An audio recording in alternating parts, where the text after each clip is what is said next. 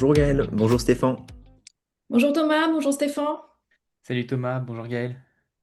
On se retrouve pour un nouvel épisode des Explorateurs. Aujourd'hui, on reçoit Gaël Tanguy pour faire une rapide présentation. Gaël, après une école de commerce et 15 ans dans le secteur du mobilier haut de gamme, s'est lancé à son compte depuis 6 ans dans la communication, avec pour mission principale la rédaction. Elle fait aussi des prestations de graphisme, de la photo, ainsi que des projets com, dont on abordera un peu plus longuement le sujet. Ce qu'elle aime plus que tout, c'est son fils Noé, principalement. Une bonne tasse de thé, mais de qualité, et peindre avec ses doigts. Par contre, le gluten, les faux semblants et Pierre Ninet, c'est très peu pour elle. Bienvenue Gaëlle. Merci pour cette présentation Thomas. Est-ce que tu Bon, vois autre chose à rajouter à cette petite présentation? oui, une petite précision, ça fait plus de 6 ans que je suis à mon compte, mais ça fait 6 ans que je suis à mon compte à 100%. J'ai eu toute une période où j'ai été en situation mixte, à la fois salariée et en indépendante. Voilà, mais je pense qu'on y reviendra. Et pour ce que j'aime, oui, oui, mon fils, évidemment, est certainement la chose la plus importante dans ma vie et ce dont je suis le plus fière. Mais voilà, il y a plein d'autres choses que j'aime et auxquelles je suis attachée. Voilà. Merci Gaël et merci Thomas pour cette présentation. On va commencer avec la question qu'on pose à toutes les personnes de ce podcast qui participent. Si on devait faire un film de ta vie, qu'est-ce qu'on a besoin de savoir de toi pour créer le prochain chef-d'œuvre? Je vous avoue que, alors j'ai regardé des précédents épisodes quand vous m'avez proposé de faire ce podcast, et je vous avoue que cette question me perturbe à chaque fois, parce que pour deux raisons. Je me demande à chaque fois si j'ai vraiment envie qu'on fasse une œuvre d'art de ma vie, Mhm. première question. Et ensuite, pour moi, l'œuvre d'art, c'est autant le sujet que le réalisateur. Et Hmm. je crois que j'ai pas envie de confier ma vie à un réalisateur. Voilà, c'était une petite parenthèse parce que vraiment, à chaque fois, il y a un truc qui tique dans ma tête. Donc, je vais répondre à ta question dans le sens, qu'est-ce qui fait que ma vie a quelque chose de singulier? Euh, Quand je suis née, mes parents vivaient en Algérie. Son père était coopérant. Mais je suis née en Bretagne, parce que toute ma famille est bretonne. Mes parents sont bretons. Et ils préfèrent que je naisse en Bretagne plutôt qu'en Algérie. Donc je suis née en Bretagne. Et à l'âge de 1 mois, on a traversé la France, traversé la Méditerranée et on est retourné en Algérie. Et j'ai vécu en Algérie jusqu'à l'âge de 5 ans, avec à chaque vacances des voyages dans le désert, voilà. Et donc j'ai grandi avec ces deux terres en moi, je vais dire, à la fois le désert du Sahara, qui fait vraiment partie de moi, et à la fois cette terre très généreuse et très vivifiante de la Bretagne, euh, qui est aussi une partie de moi. Je dis ça parce que je suis, je crois, quelqu'un qui est pleine de contradictions. Donc il y a cette contradiction de mon histoire personnelle, de mon ancrage, qui est double et presque contradictoire, ou complémentaire, comme on a envie de le voir. Mais dans ma vie, je suis un peu comme ça aussi. Dans mon travail, je suis à la fois hyper créative et hyper organisée. Dans mon quotidien, j'aime à la fois beaucoup être chez moi, très tranquille et au calme et isolée. Et j'adore partir, visiter le monde un peu à l'aventure. Voilà. Et donc ma vie est vraiment nourrie de ces contrastes et de ces oppositions, de ces complémentarités, qui fait que le quotidien n'est jamais le même que la veille. Voilà. Effectivement, j'ai l'impression que que tu vis beaucoup en et pas en ou. Enfin, effectivement, c'est soit le ou, on va dire l'un ou l'autre, soit le et, c'est les deux. Donc Oui, oui, effectivement. oui. Et ne renoncer à rien, tout vouloir, tout vouloir oui, et effectivement. Euh, alors, autre chose à préciser, je suis du signe de la balance, donc je suis toujours à chercher un équilibre entre les choses. Et effectivement, ce n'est jamais qu'une chose, c'est toujours l'équilibre des deux qui me convient. Donc, je valide à 100% Thomas, le « et ». Mm. Alors ça nous parle, c'est peut-être une déformation professionnelle du coach qui, enfin, c'est vrai que les gens, enfin, la plupart, je vais pas faire des généralités, mais on est beaucoup dans les ou, alors qu'on peut faire beaucoup de et, plus que ce qu'on pense.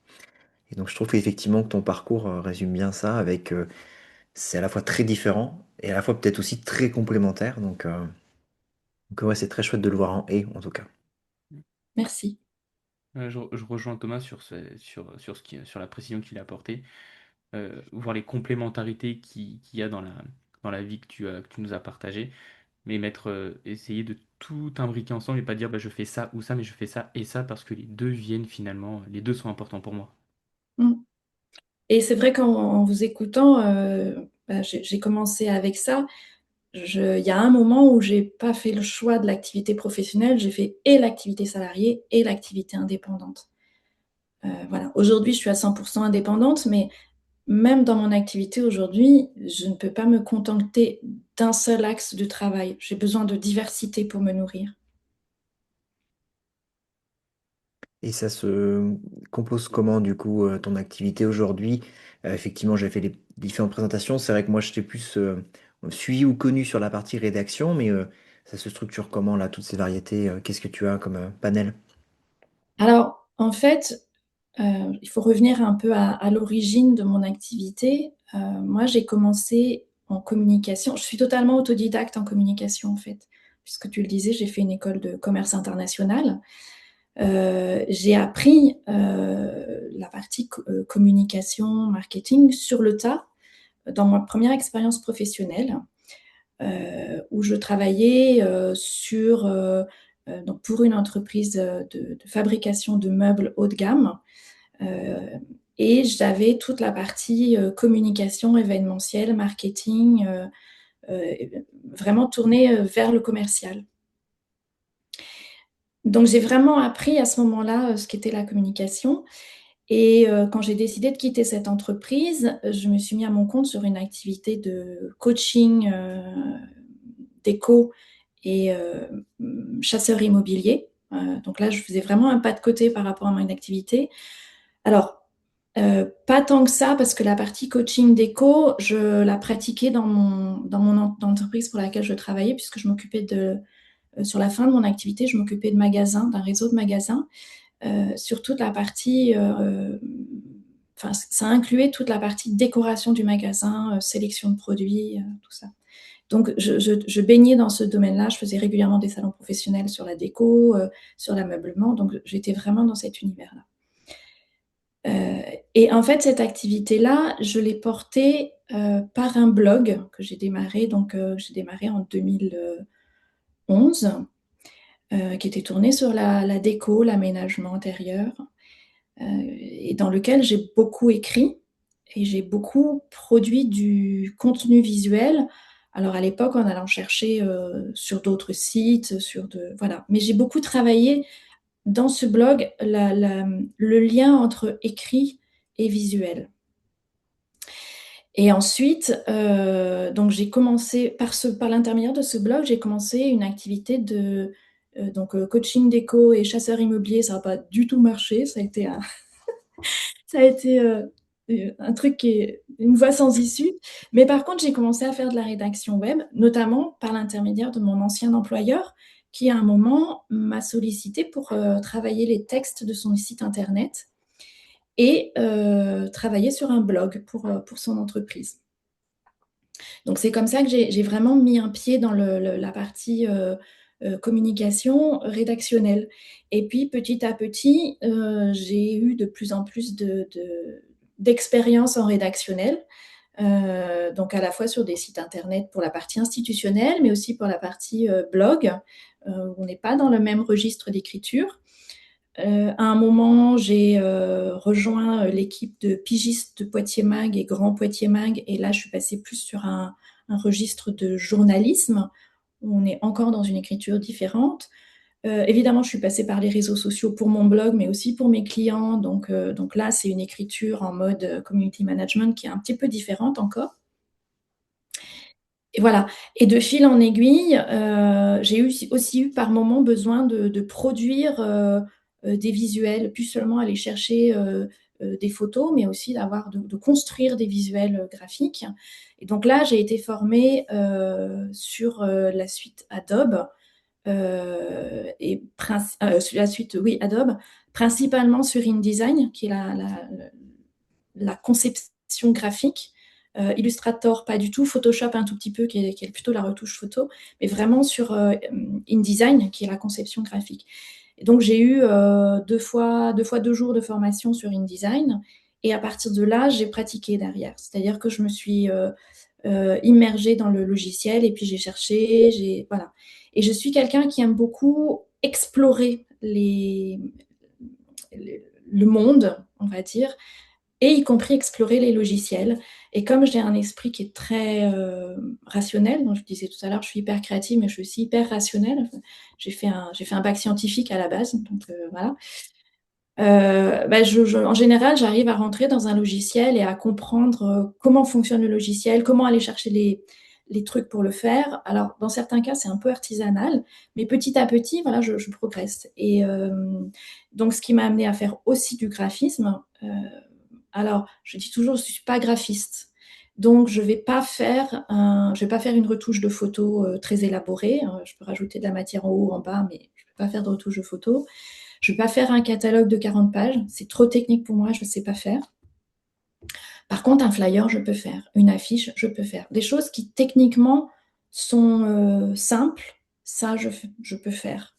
Et je peux travailler à la fois InDesign et Canva, que je connais très bien, parce que j'ai beaucoup exploré Canva aussi, beaucoup de gens le connaissent, qui sont très complémentaires, en fait. Voilà. Donc ça, c'est pour la partie graphisme. Donc j'ai fait la partie rédaction, j'ai fait la partie graphisme. J'ai fait aussi de la photo, alors essentiellement pour les réseaux sociaux,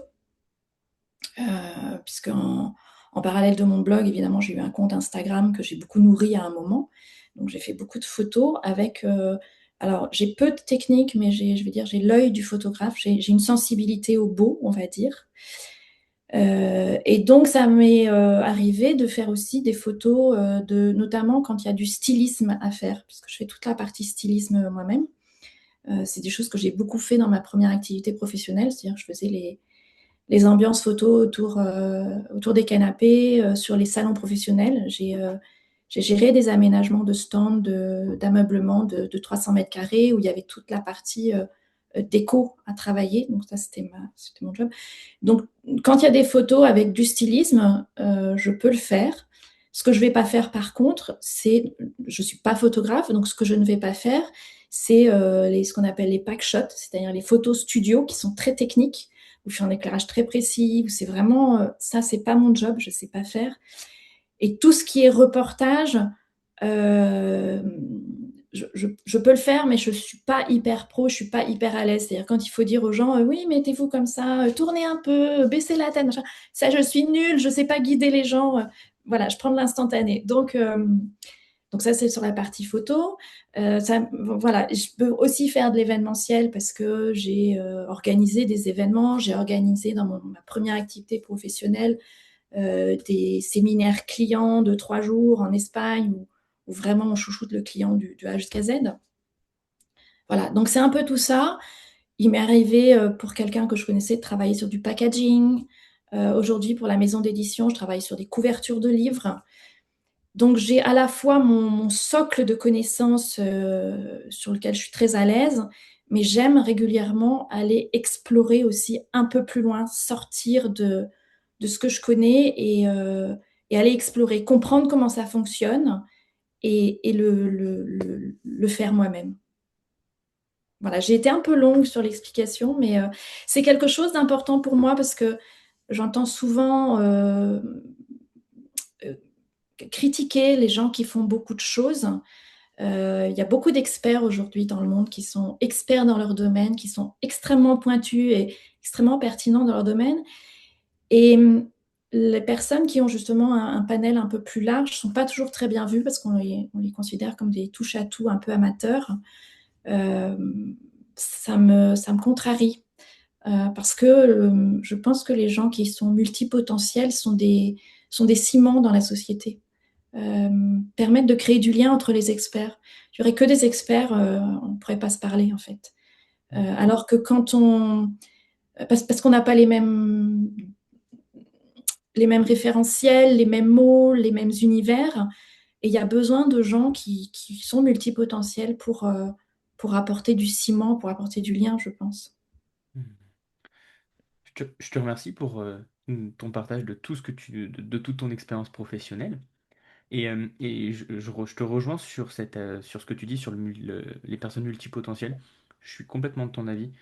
Je pense on a besoin de ces personnes-là pour cimenter, pour créer du lien et justement avoir un avis différent des experts en fait, pour compléter peut-être une vision où justement un expert peut peut-être avoir un point de vue mais justement très spécialisé, alors qu'une personne multipotentielle ou qui ne va pas connaître un domaine va pouvoir aller questionner et ouvrir justement un débat sur autre chose, un autre point de vue, une autre expertise, ou même apporter un point de vue complètement différent, mais qui sera tout aussi intéressant.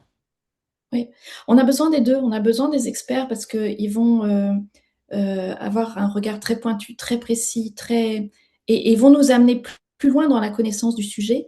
Et on a besoin des multipotentiels parce qu'ils ouvrent un horizon justement là où l'expert va être très ciblé, vraiment au microscope sur le sujet. Et ben le multipotentiel, il va ouvrir le sujet et amener d'autres richesses. Donc vraiment, les deux sont complémentaires, experts et multipotentiels. Hmm. Pour moi, c'est important. Et c'est pas toujours entendu de la part des experts. Enfin, en tout cas, moi, dans ce que je vis dans mon activité professionnelle, c'est pas toujours entendu. C'est vrai que dans beaucoup de domaines, et je dirais même en entreprise, il y a un côté, ça fait penser un peu au côté silo, tu sais, là, chacun est dans son truc, mais il y Oui, a besoin d'avoir quelque chose de transverse pour relier tout ça. Et c'est là où effectivement les personnes multipotentielles sont le parfait équilibre. Et je trouve effectivement, mais ça c'est peut-être une injonction, je dirais, parce que je pense qu'avec Stéphane, ça nous parle totalement il faut être expert dans un domaine, c'est plus simple au niveau marketing, com, etc. Ça, je suis tout à fait d'accord. Mais effectivement, quand tu n'es pas comme ça, c'est hyper frustrant. Et quand tu as besoin justement d'avoir beaucoup de nouveautés, des choses qui changent, etc., c'est un vrai frein pour son propre développement. Enfin, nous, on a ce sentiment-là. En tout cas, on est plutôt, je pense, de la team multipotentielle. C'est vrai que quand on dit bah, il faut à tout prix que tu aies une cible, un peu le jet de qui à faire quoi. Je pense que ça va te parler, Gaël, tu sais, c'est vraiment se dire, voilà, il faut que j'aide les entrepreneurs qui ont tel âge, etc., à faire telle chose dans un truc très précis. Bah, quand t'es pas comme ça, c'est vrai que c'est... Enfin, tu me partiras sur ton sentiment, mais c'est hyper enfermant. oui, alors d'ailleurs, moi, j'ai beaucoup de mal à donner, quand on me dit, mais c'est quoi ton activité? J'ai beaucoup de mal à mettre un nom.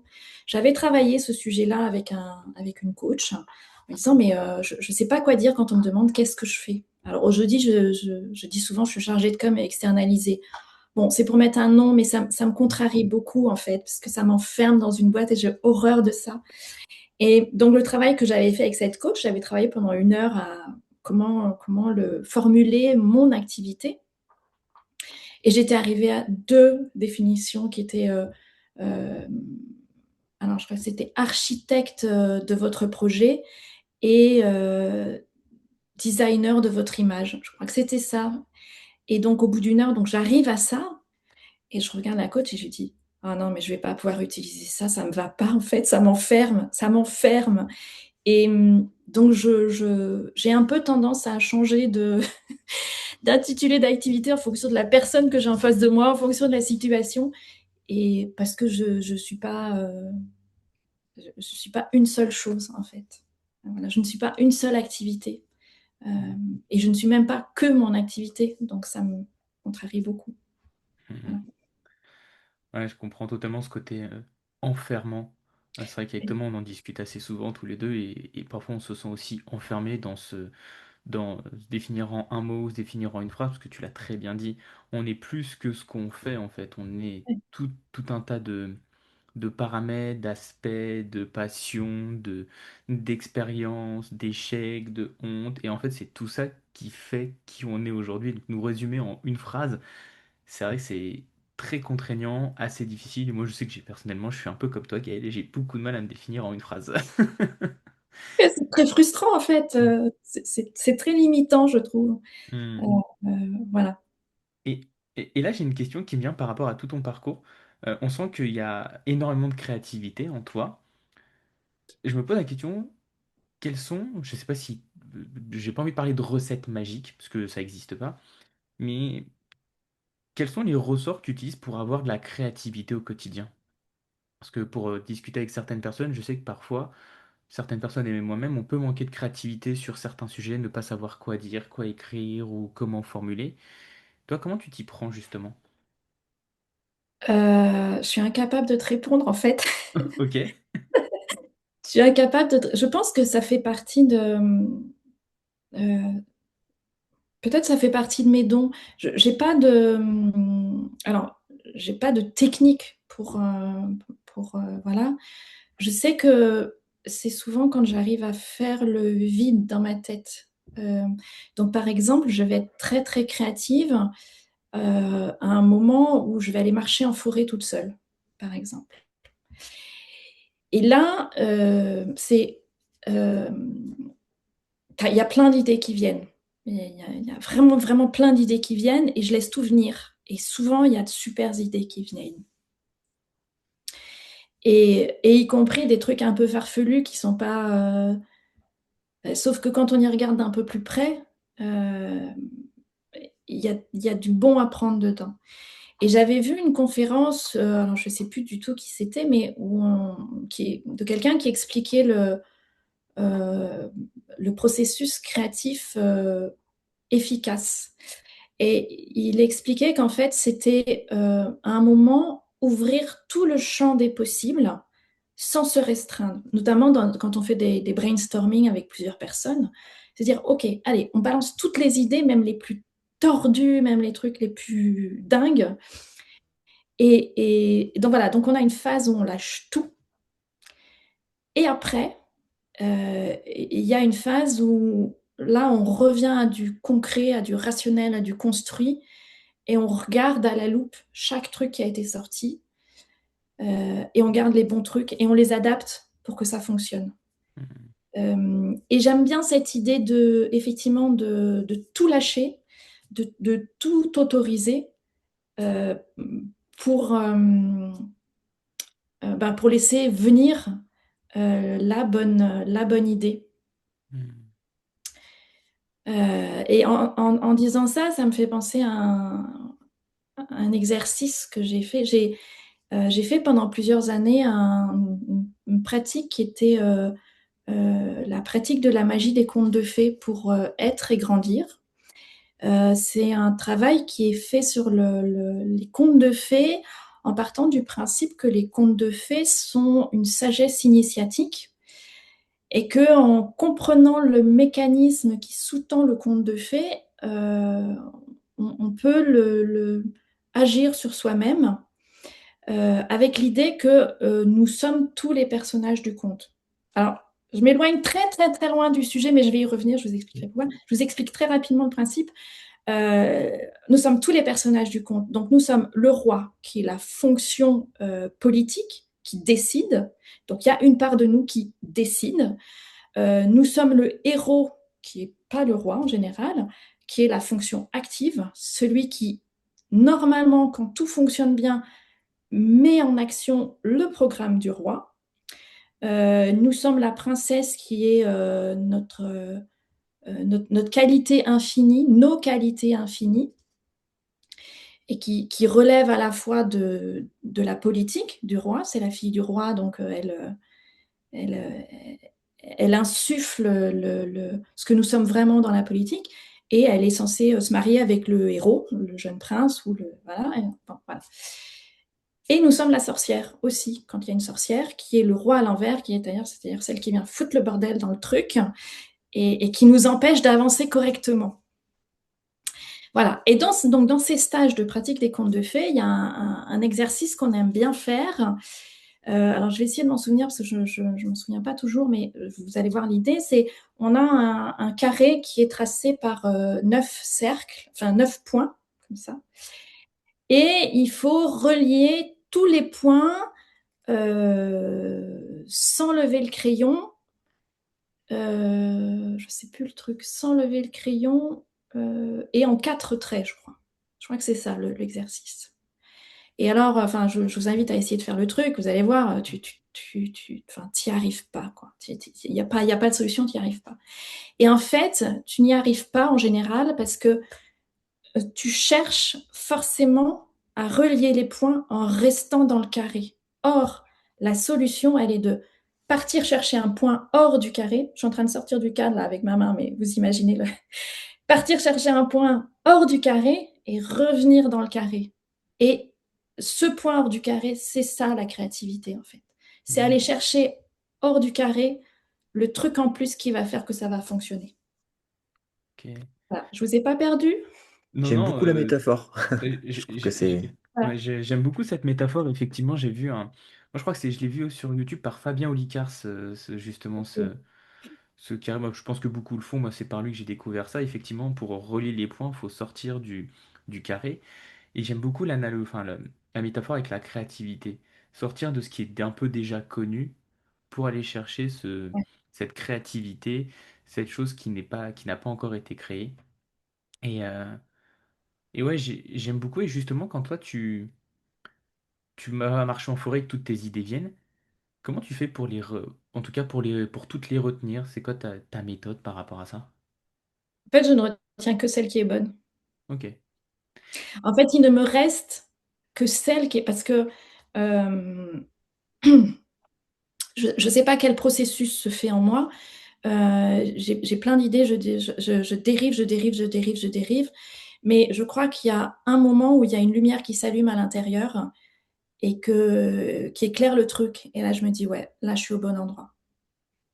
Et j'y reviens. Et en général, quand j'y reviens concrètement, je transforme, je réexploite pas le truc exactement comme ça.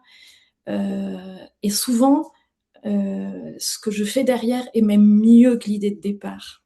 Hmm. Et parce que quand je viens rajouter dedans, je vais dire, de l'intelligence, après la créativité, l'inspiration, je mets de l'intelligence, de la logique, et ben, c'est encore mieux, quoi. C'est Ok. encore plus puissant. Et quel exemple tu pourrais nous partager d'un moment où justement tu as été te balader, tu as eu cette créativité avec plein d'idées, tu as gardé en tout cas les idées qui te paraissaient bonnes, et tu as magnifié justement cette idée avec l'intelligence que tu es venu rajouter par-dessus, avec la réflexion. Alors, ça marche quand je marche en forêt, ça marche aussi quand je jardine. Je pense que j'ai besoin d'avoir une connexion avec le vivant, enfin le vivant, la nature. Mais les mains dans la terre, ça fonctionne très bien aussi. Bah, j'ai un exemple, alors qui n'est pas récent, mais qui est assez caractéristique. À un moment où je cherchais à développer mon activité, j'ai pensé à, je pensais à une institution avec laquelle enfin, voilà, je connaissais une des personnes qui travaillait dans cet organisme. Et cet organisme avait un journal à destination de ses adhérents. Et je me suis dit, ah, bah, peut-être que je pourrais proposer de faire un article pour leur journal. Mais tu vois, je pensais à un petit truc, un petit encart, quoi, enfin un machin que je sors. Voilà. Et bon, mais ça me plaisait bien. Peut-être je me disais, ah, un truc un peu orienté déco. C'est à l'époque où j'étais encore beaucoup dans la partie déco. Je m'en suis un peu éloignée, mais j'étais très déco encore à cette époque-là. Je me disais, ah, ce serait chouette si je leur proposais un petit truc, machin et tout. Et donc, je suis allée, voilà, j'ai pris contact, j'ai montré ce que je. Voilà. Et en fait, au lieu de faire un petit article comme ça, j'ai fait carrément des interviews pour leur rapport d'activité. Donc, au lieu d'un petit article, une fois tous les trimestres, je me suis retrouvée avec 8 interviews en entrée de chapitre des rapports d'activité. Pas mal.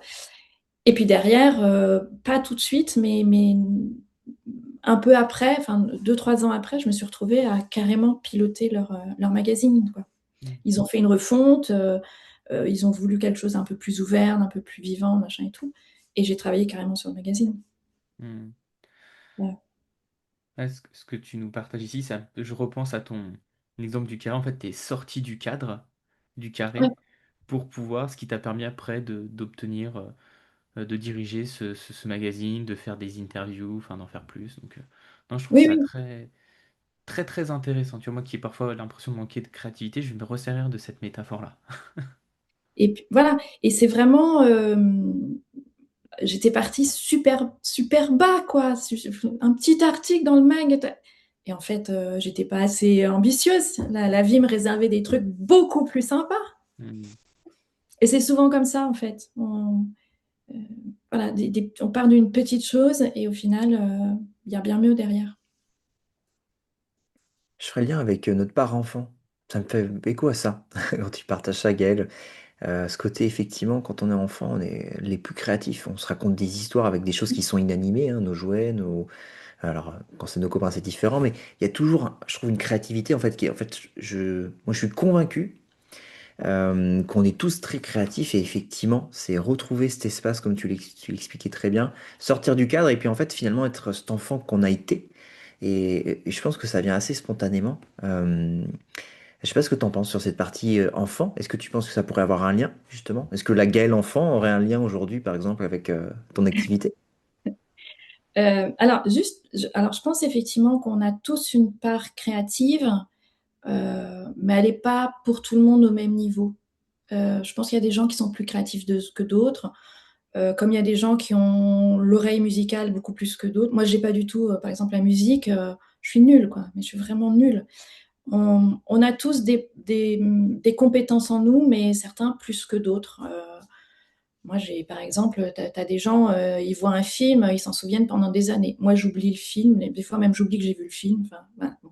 Donc, je pense qu'on a tous une part créative, mais elle est plus ou moins vive. Euh, voilà, ça c'est le point. Et notre enfant intérieur, oui, effectivement, il est très présent. Il est cette part créative euh, qui s'autorise effectivement à sortir du carré. Et j'ai un exemple assez qui n'a rien à voir avec le boulot, mais qui, qui illustre très bien ça, je trouve. L'année dernière, j'ai fait un stage jeune et randonnée en Bretagne avec un petit groupe qui était un petit groupe très parisien. Et donc, c'était à peu près à la même époque, là, au mois de mars, et il y avait eu un temps absolument magnifique. C'était mais glorieux, quoi. Et donc, tous les jours, on avait nos 12 kilomètres de rando, bord de mer en général. Et dans les 12 kilomètres de rando, il y avait toujours un moment où on faisait une pause. Et souvent, la pause, elle était sur la plage.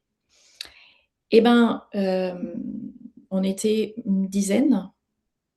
Et ben, sur les 10, j'étais la seule à enlever mes chaussures, aller marcher dans le sable, aller mettre les pieds dans l'eau. J'étais la seule à faire ça. Alors que c'était un bonheur absolu. Enfin, moi, je le vivais comme un bonheur absolu, quoi. Remettre les pieds dans le sable, remettre les pieds dans l'eau. L'eau était glacée, mais ça faisait un bien fou après avoir marché. C'était absolument. Enfin, moi, c'était un. Et ben ça, c'était un bout de mon enfance parce que moi, j'ai grandi. Je passais toutes mes vacances d'été en bord de mer, même les pieds dans le sable. Voilà. Et donc, c'était vraiment un bout de mon enfance. Et à chaque fois qu'on faisait cette pause, que je faisais ça, mais il y avait une énergie qui montait qui était absolument géniale, quoi. Enfin, c'était. Et quand je partais toute seule, qui restaient tous en haut de la dune à regarder sans bouger, voilà, et que moi, je partais toute seule avec mon truc. Et j'avais l'impression d'avoir un seau et une pelle dans les mains et de partir me chercher mon sable dur pour faire un château. Et c'était vraiment cette part d'enfant qui était là. Alors derrière, ça ne nourrissait rien en termes de créativité, mais ça me nourrissait moi de retrouver cette part d'enfance qui partait mettre les pieds dans l'eau, quoi. Enfin, c'était et c'était mais un kiff phénoménal, quoi. C'était génial. Mm. Voilà. Et les autres, ben, restaient. Alors, je suis sûre qu'ils auraient adoré, quoi. Mais, euh, mais voilà. Pareil, je me souviens un parc animalier dans la Vienne qui s'appelle la Vallée des Singes. Je ne sais pas si vous connaissez. Et dans la vallée des singes, il y a, alors je sais pas si c'est toujours le cas, parce que ça, c'était il y a une dizaine d'années, il y avait un coin où ils avaient fait un petit parterre avec du bois, avec des trucs comme ça, et puis il y avait un petit panneau qui disait, bah, marchez pieds nus, vous allez voir l'effet que ça fait de marcher dans la savane, je sais plus quoi, enfin un truc comme ça. Et bon, c'était l'été, et tous les gens marchaient dessus en gardant les sandales et machin et tout. Je me dis, mais non, j'enlève les chaussures, je marche pieds nus, quoi. Enfin, il y a un truc pour marcher pieds nus. Et ben du coup, il y a d'autres personnes qui ont enlevé les chaussures pour marcher pieds nus. Mais au départ, ils n'osaient pas enlever les chaussures. Tu vas rien sentir si tu gardes ces chaussures, enlève-les. Et c'était génial, c'était une sensation géniale. Donc ouais, de temps en temps, il faut oser sortir de ce qui est bien, de ce qui est de ce que socialement on a appris. Alors je dis pas de se faire n'importe quoi, mais de temps en temps, ouais, il faut aussi oser sortir des codes pour appeler la créativité. Mais c'est marrant parce que ça rejoint effectivement le carré de sortir du cadre. Ouais, ouais, c'est ça. Donc ouais, c'est ça, en fait, finalement, le fait d'oser. Et une question qui venait quand tu parlais de cette partie de toi enfant, l'enfant que tu as été, est-ce que cet enfant-là, il avait un rêve? Euh,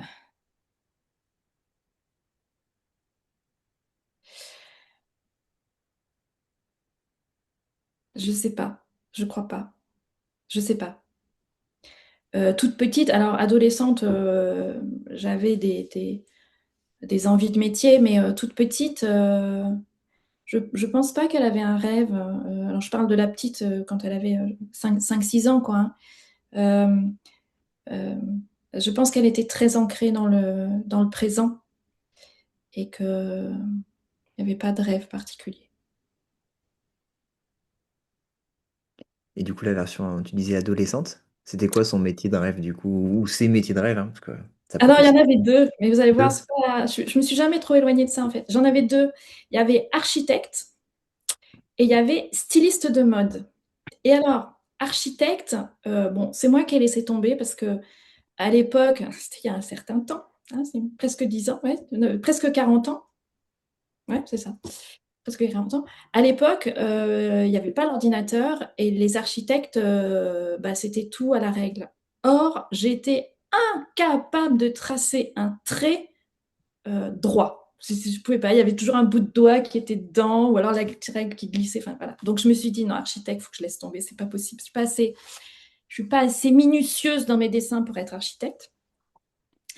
Et styliste de mode, bah, c'était à l'époque, voilà, je suis tombée sur une conseillère d'orientation qui a dit à mes parents, oh bah ça c'est un métier, il y a beaucoup de candidats, peu d'élus, économiquement ce sera pas viable, c'est pas un machin. Enfin, voilà. Moi, il faut vous dire que j'ai des parents qui étaient fonctionnaires dans l'éducation nationale. Donc ce côté entrepreneurial, artiste, mon père était prof de physique-chimie. Donc le côté entrepreneurial, artiste, tout ça, c'était très très très loin de mon univers, des références, de tout ça. J'étais une très bonne élève. Donc voilà, donc on m'a orientée vers un bac scientifique qui était, moi je m'en suis toujours sortie en me disant c'est un bac généraliste finalement, donc je faisais de tout, donc ça c'était génial pour moi. Et après, malgré tout, je me suis pas vue du tout en études d'ingénieur, c'était pas du tout mon, enfin, voilà, je m'éclatais pas là-dedans, quoi. Et donc je me suis orientée plutôt vers le commerce.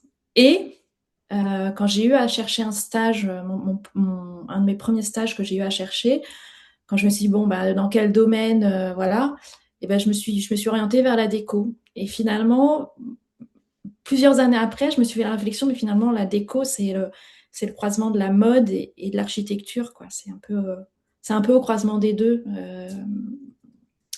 Et donc voilà. Donc, et la déco a été quelque chose de très, très important pour moi pendant 20 ans. 20 ans, ouais.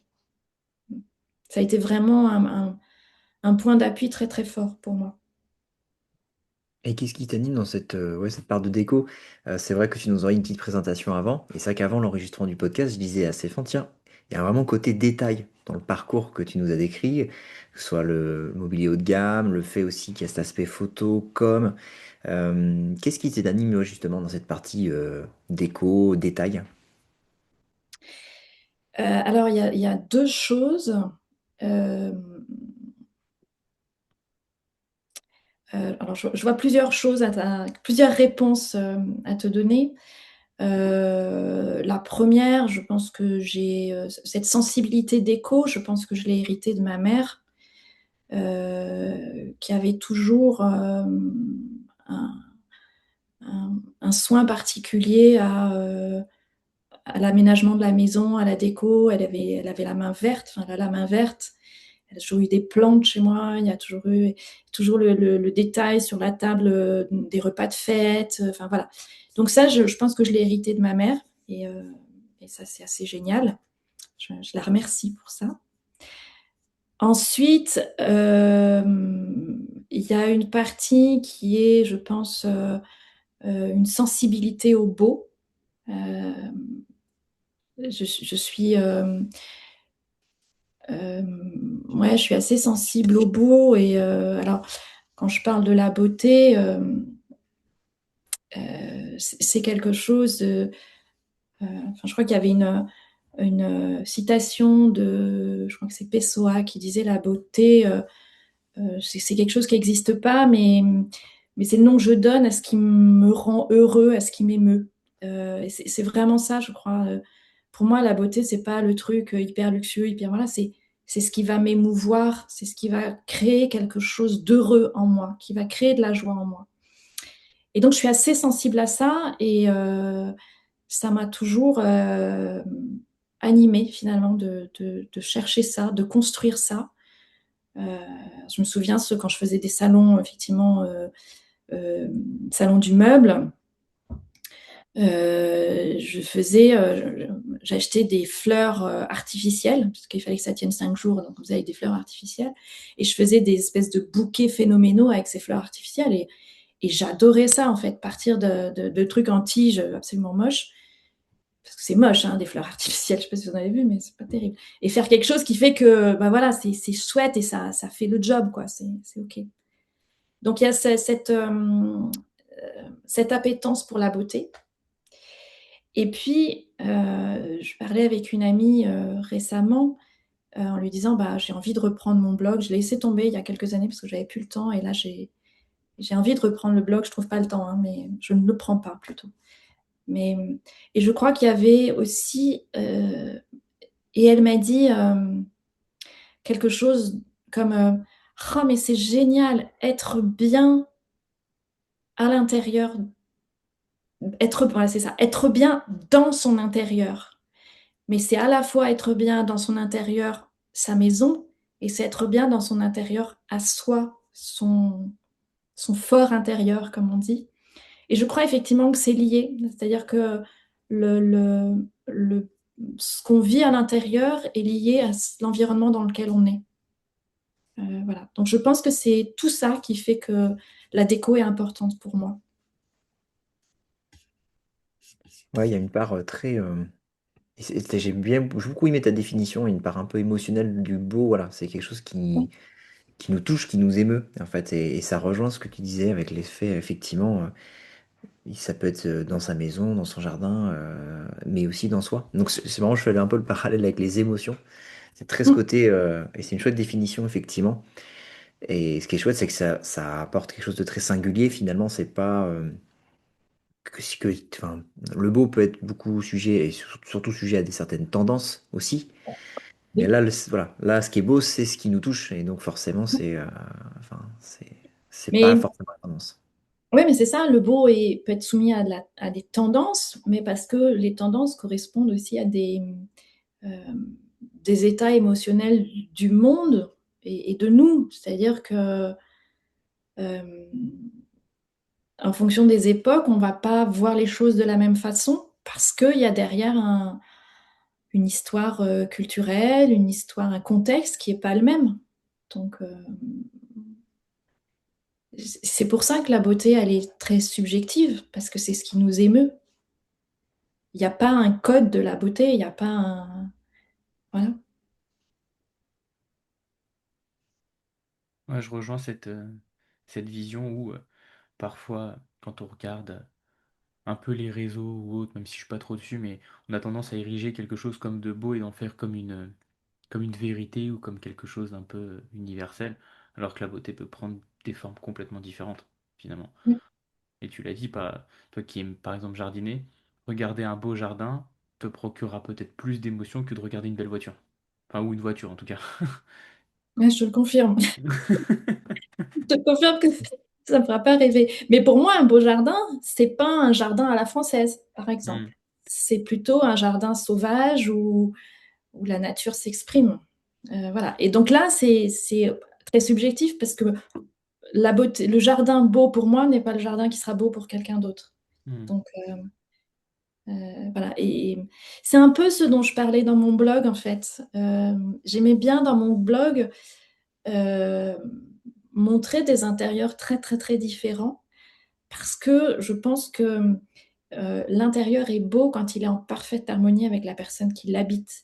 Et tu peux avoir des trucs hyper kitsch, mais, enfin, mais si ça correspond à la sensibilité profonde de la personne qui vit dans cet intérieur-là, eh ben c'est OK et c'est chouette.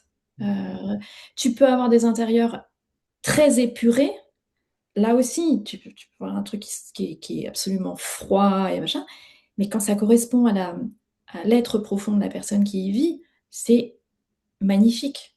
hmm. Donc il n'y a pas un truc qui fait que c'est beau, c'est juste quand c'est juste, quand c'est ajusté au monde, quand c'est ajusté à la vie, quand c'est ajusté à la personne que c'est beau.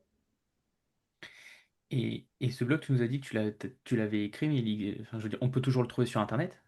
Oui, alors oui, il est toujours, il s'appelle à Ok. part ça, tout point. Est-ce que tu serais OK de nous donner le lien, qu'on puisse le mettre en description pour les personnes qui veulent aller lire ou proposer Ah ce que oui, enfin, voir ce que tu as déjà écrit? ouais.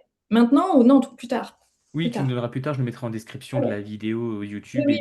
et du podcast sur Spotify. Comme ça, Alors, les personnes qui écoutent pourront aller regarder ce que tu as écrit. ah, alors, je l'ai, donc j'ai eu envie de le reprendre là en début d'année. Donc j'ai refait 2 articles. Donc voilà, il est un peu brouillon, je trouve, parce que, enfin, brouillon non, mais un peu décousu sur les dernières. Mais oui, il y a eu une époque où je l'ai alimenté 5 jours par semaine. Ouais. Il y Ok. avait, il a été, donc oui, oui, avec plaisir. J'en suis. Il me correspond plus tout à fait en fait, voilà. Mhm. Mais j'en suis très fière. Ouais. Ça a été une belle aventure. Ok. Ah, merci de nous le partager. Moi, en tout cas, je sais que j'irai lire parce que ça m'intéresse Oui, de voir d'autres univers, de découvrir d'autres personnalités, d'autres visions que la mienne. Donc, j'irai lire avec grand plaisir. avec plaisir. Euh, et tu nous disais que enfin, Thomas a dit en introduction que tu avais un fils. Il a quel âge? Il a 21 ans. Il vient d'avoir 21 ans il y a 2 jours.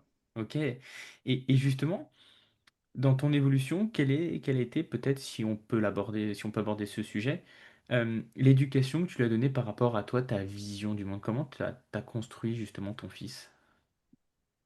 Alors, euh, il faut savoir que j'ai divorcé de son papa quand il avait 5 ans, 6 ans, et que nous avons vécu donc tous les deux, parce que on voyait son papa un week-end tous les 15 jours et la moitié des vacances. On a vécu tous les deux 10 ans ensemble. Euh, et on a beaucoup parlé. Enfin, voilà, le soir à table, eh ben, on parlait. Bon, il n'y avait pas de télé, il n'y avait pas de. Et on a beaucoup, beaucoup discuté. J'ai beaucoup partagé avec lui mes projets, mes questionnements professionnels, voilà.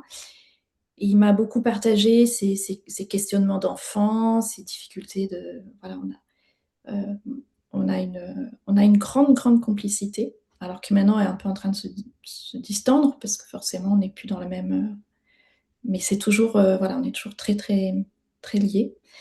Et, et donc c'est très rigolo parce que je crois que il a adopté en grande partie mon regard sur la vie. Et aujourd'hui, quand je lui partage des questionnements, des trucs comme ça, et, bah, ses réponses, elles sont dans le sens des réponses que je lui aurais faites s'il m'avait posé la question. Donc c'est très rigolo parce que voilà, ça me... Et en général, je dis bah oui, je sais, c'est voilà. Donc c'est très rigolo. Euh, voilà. Après, il n'a pas du tout le même caractère que moi. Et c'est là où moi j'essaye aujourd'hui de m'effacer, d'oublier mon caractère. Moi, lui, il est du signe du bélier, donc c'est un fonceur, c'est un... Voilà. Moi, je suis beaucoup plus en retrait, beaucoup plus en questionnement, beaucoup plus... Et donc, j'essaye, là, maintenant, de moins intervenir sur... Voilà. C'est pas facile tous les jours, hein, de ne rien dire. Mais voilà, je le laisse... J'essaye de le laisser être lui-même, parce que en même temps, je sais que tous les fondamentaux d'humanité, on va dire, sont là.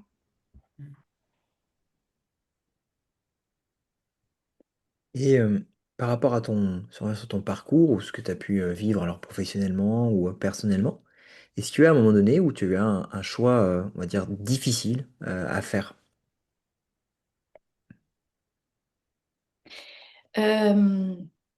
Oui, il y a eu un choix. En fait, c'était pas un choix difficile à faire, c'était une décision difficile à prendre. Je vais expliquer, c'est pas tout à fait pareil. Donc, je disais tout à l'heure, après la présentation du début, Thomas, que en fait, j'ai eu une partie de ma vie où j'ai été à la fois salariée et en indépendante. J'étais salariée dans une association, j'étais assistante du directeur, assistante de direction et communication. C'était un truc qui me convenait très bien parce que j'étais en 4/5e, donc j'avais un jour par semaine. Mon fils était à l'époque où mon fils était encore petit, où je venais de divorcer et où finalement j'avais beaucoup de vacances, j'avais mon blog, j'avais mon activité à côté, donc c'était top parce que ça me permettait de vivre à côté vraiment de mon travail. J'avais un investissement qui n'était pas, voilà, je n'avais pas un poste à responsabilité, donc je faisais mon job et à 5 heures je me cassais et c'était parfait. Sauf qu'au bout de 6 ans, sauf que j'étais sous-employée et pas reconnue dans mes compétences, et qu'au bout de 6 ans, ça m'a vraiment saoulée. Et en fait, je m'étais dit, parce que au moment où j'ai divorcé, donc mon activité de chasseur immobilier et de coach déco n'avait pas démarré. J'arrivais au bout de mes 2 ans d'indemnité chômage, donc plus de revenus et un divorce.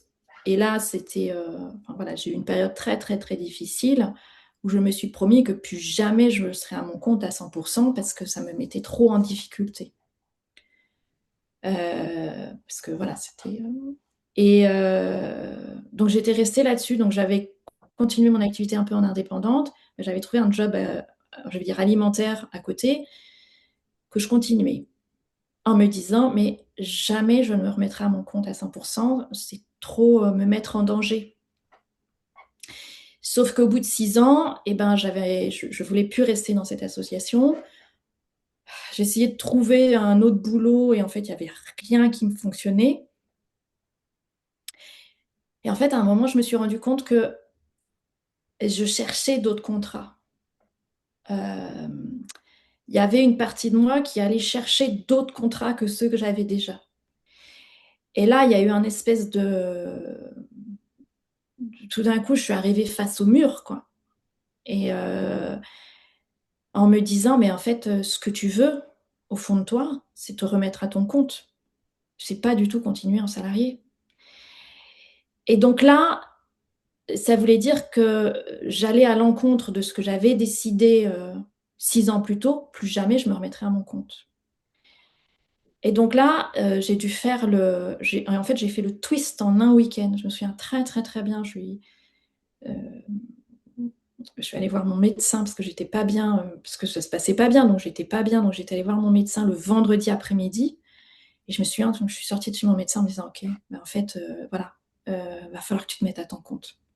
Et donc j'ai passé un week-end à revisiter l'histoire, à revoir le truc, à me dire, bon, OK, mais là, tu n'es pas dans la même situation qu'il y a 6 ans quand tu t'es mis à ton compte. t'es plus la même personne, t'es plus dans le même état d'esprit, ta situation personnelle n'est pas la même. Donc, et c'est ça qui te tient, et c'est ça qui te motive. Et donc, tu vas y aller. Et donc, il y a eu un espèce de... On est nombreux à l'intérieur. Donc, il y a eu un gros dialogue intérieur, une réunion de crise dans ma tête. Et donc, il y a une partie de moi qui a dit, bon, ok, mais on va assurer le truc. On va pas partir comme ça, comme une dingue. Hein. On va baliser le terrain, on va sécuriser le truc, et voilà. Et donc, en un week-end, je me suis dit, ok, on tente. Et donc derrière, l'idée, c'était de chercher effectivement d'autres contrats. J'avais plein de congés en stock, commencer petit à petit à ne plus travailler 4 jours par semaine, mais que 3 jours par semaine, pour commencer à assurer mes contrats. Et puis voilà, et puis petit à petit augmenter mon activité en indépendante pour avoir un minimum de sécurité au moment où je lâche mon job salarié, quoi. Et donc ça m'a pris 6 mois à me dire ok, c'est bon, je demande la rupture conventionnelle. Et là, à chaque fois que j'en parlais à des gens, on me disait ah mais jamais il va accepter la rupture conventionnelle, il a trop besoin de toi, il a aucune raison de te laisser partir, il acceptera jamais. Et ben il a accepté parce que j'y suis allée en étant tellement convaincue et en accompagnant le truc, c'est-à-dire pas en lui disant vous êtes nul, en lui disant voilà, j'ai plus ma place ici, ça ne me parle plus, ça ne me correspond plus, j'ai autre chose à faire derrière. Et en fait, il l'a accepté sans problème. Alors après, ça a pris un peu de temps à se mettre en place, ça a pris en gros 3 mois. Et à ce que, voilà, toute la démarche de la rupture conventionnelle, machin et tout.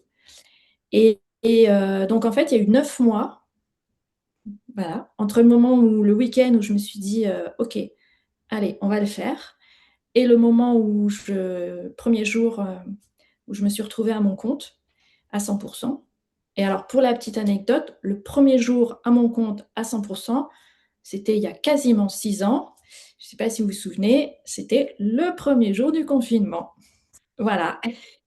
Et ben, c'était mon premier jour à la maison à 100%. Et voilà, donc ça a été une... Ouais, ça a vraiment été un truc où en un week-end, il a fallu que je bascule. Parce qu'il n'était pas question d'y aller à moitié. C'est-à-dire que pour que ça marche, il fallait que je sois à 100% sur l'idée de le faire. Donc en un week-end, il y a eu une énorme négociation intérieure pour dire ok, on va le faire, mais on ne va pas le faire n'importe comment. Voilà. Je te remercie pour ces explications et je trouve ça très intéressant ce que tu dis. Euh, euh, Revisiter l'histoire. Parce qu'avec Mm. Thomas, nous, dans le coaching, ce qui est intéressant, c'est que les personnes viennent avec quelque chose et en fait, c'est pas ce qui a été vécu.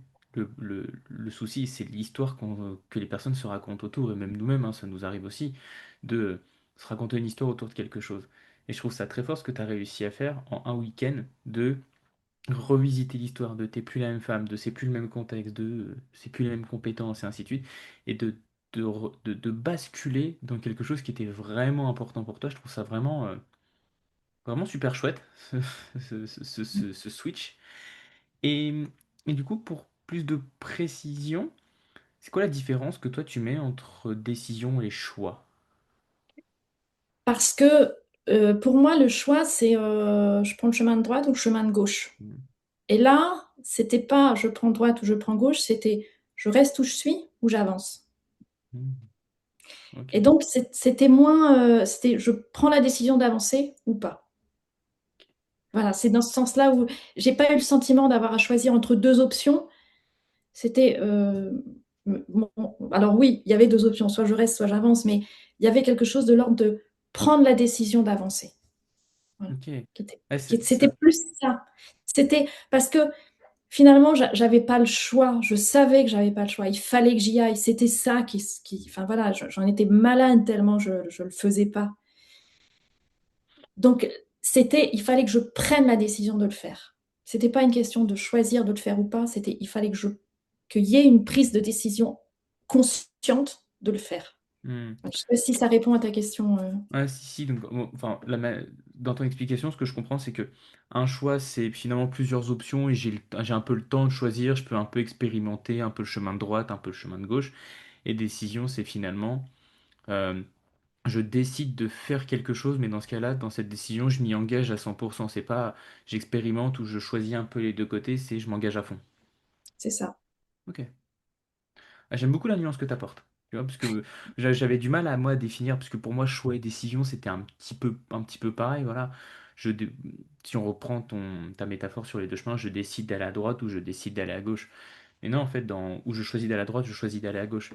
Et dans ce que tu apportes, c'est vraiment la décision, c'est comme quelque chose de ferme et de définitif finalement. Oui. Là, c'était vraiment plus, il y avait un seul chemin. La question, c'était j'y vais ou j'y vais pas, quoi. Hmm. Ok. C'est-à-dire, je prends la décision d'y aller. Je, je suis au bord d'une forêt. Est-ce que je rentre dans la forêt? Voilà. En sachant que, enfin voilà, et là, c'est vraiment une image qui me parle. En sachant que si je restais dehors, bah, je crevais de faim parce qu'il n'y avait rien à manger en dehors de la forêt. Alors que dans la forêt, il y avait, sauf que c'était une forêt, c'était inconnu, c'était OK. Bon, bah, j'ai commencé à baliser la forêt sur la lisière, avant d'aller plus profondément dans la forêt et de me lancer. Hmm. Ah, j'aime beaucoup cette métaphore de la forêt, parce que je suis quelqu'un aussi qui aime beaucoup la nature, qui aime la randonnée. Et c'est vrai que baliser la lisière avant de rentrer dans la forêt et tout, ouais, l'image me parle. Ouais. Merci beaucoup pour ces précisions, ça éclaire plus ma pensée, tu vois. Je t'en prie. Moi, j'avais une question justement sur ce premier pas dans la forêt, parce que tu nous expliquais en plein Covid, effectivement, quand tu disais 6 ans, quand j'ai vu 6 ans dans l'introduction, je me suis dit, ben ouais, c'était le Covid à cette époque-là. Donc le premier pas, effectivement, jour de Covid, comment tu l'as vécu? Alors, comment je l'ai vécu personnellement ou comment je l'ai vécu professionnellement? Je veux dire personnellement, donc. Personnellement, alors je ne sais pas si vous vous souvenez, en fait, il y avait le lundi où le gouvernement avait annoncé que le mardi, on serait en confinement. Et moi, il se trouve que le lundi, bon, c'était mon premier jour, je m'étais dit, enfin, j'avais prévu d'aller faire des courses ce jour-là. Parce que j'avais prévu, enfin, avant même que le confinement soit annoncé, j'avais prévu, j'avais deux, trois courses à faire ce jour-là. Et donc, je suis allée dans un supermarché faire mes courses le lundi matin, après l'annonce du confinement le lendemain. Ça m'a, ça m'a terrifiée, quoi. Il y avait une telle angoisse, les gens étaient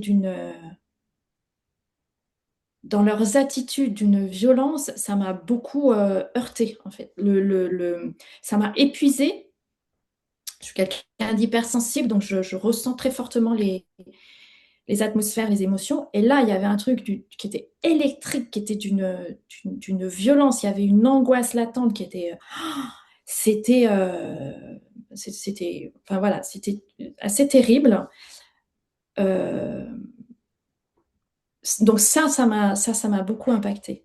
Après, moi, j'avais la chance d'être chez moi, j'avais un jardin et moi, j'ai pas de problème à vivre seule, quoi. Enfin, je vis très bien avec moi-même. Donc, j'avais mon fils avec moi. Mais donc, moi, la période du confinement, en plus, j'ai eu du boulot parce que moi, j'avais la possibilité de travailler à distance. Mes interviews, je les faisais par téléphone. Enfin voilà, donc j'ai pas eu, mon activité a été maintenue et, et j'ai très bien vécu la période parce que j'étais chez moi et que voilà, je regarde peu les informations de façon générale et là aussi, donc j'étais pas abreuvée tous les soirs du nombre de morts, du nombre de machins, du truc, voilà. Donc j'ai plutôt bien vécu la période et à part ce jour-là où j'ai vraiment senti un taux vibratoire très, très, très, très, très bas, très sombre, très négatif, très anxiogène. Sinon, je l'ai plutôt bien vécu. C'est vrai que ça a souvent été. C'est un peu partagé, je pense, le confinement. Effectivement, il y en a qui. Je voyais encore un post il y a quelques jours, parce que c'était vraiment un peu la Oui, date. Oui, je crois qu'il y oui, a à peu près une semaine d'anniversaire finalement du oui, c'est Covid et ça. de les 6 ans.